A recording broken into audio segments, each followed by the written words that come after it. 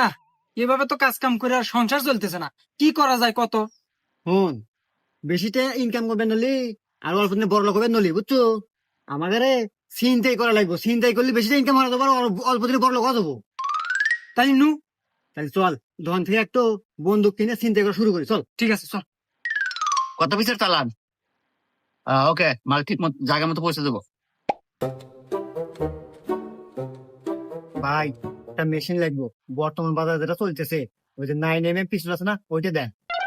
ও, বুঝতে পারছি, দিতেছি মাল।